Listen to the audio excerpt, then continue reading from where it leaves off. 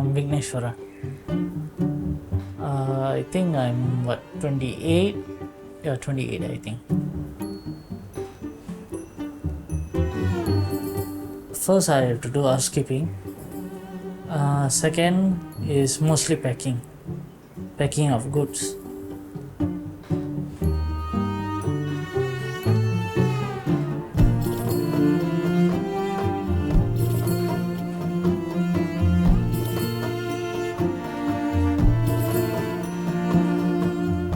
I'm worried about my father because he has some health issues.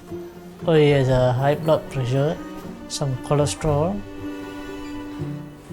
Sometimes his high blood pressure will rise up, so I'm scared for him. After work or if I'm outside and coming home, I always buy 2 foods for me and my father. Whatever I eat, I also pick for him. Since he doesn't have teeth, so I try to buy softer things to him to eat. Most people may take for granted that Vignes does have intellectual disability as he looks just like you and me. However, he does struggle with certain things, perhaps more complex planning, decision making, and he requires some support in that. Vignes was referred to Happy Arts Movement by the Association for Persons with Special Needs. He was having difficulties holding down, sustaining a job. So Vignes has diabetes, a chronic health condition, and he also has some mental health concerns, including anxiety and depression.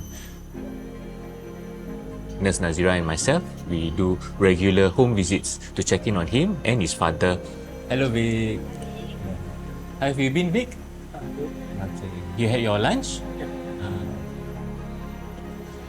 Alright.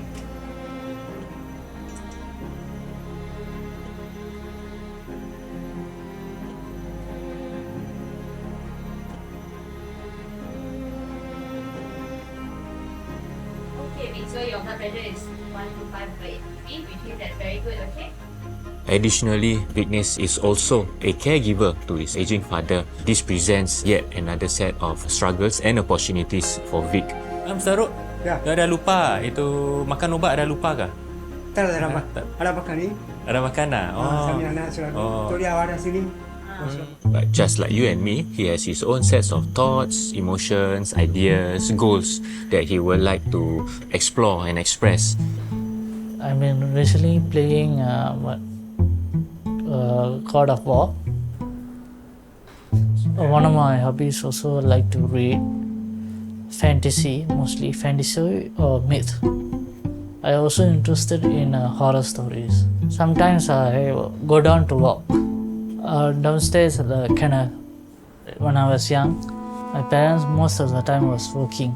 My father worked as a pest controller NEA. My mother worked as a cleaner at a hotel.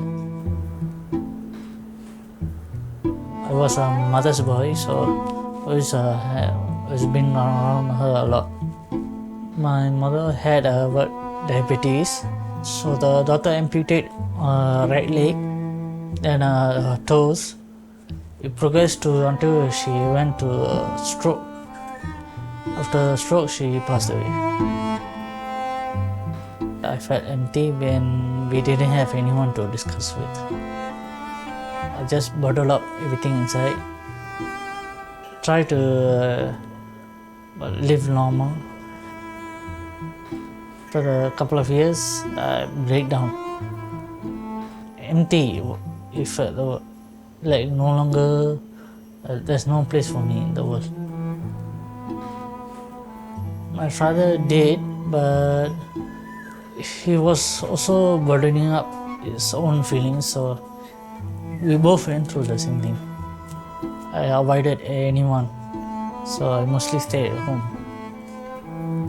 I tried to get a job 1 or 2, but it didn't manage to hold on to it. Our team had linked up with the appropriate job support services and also his employer to help facilitate some of these interactions between his workplace and Vignes.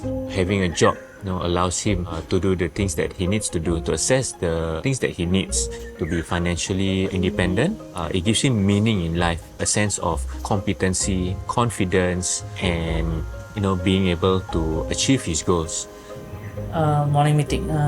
Usually 9:45. They ask us to team talk. They tell us what's the sales and what's our goal for the week.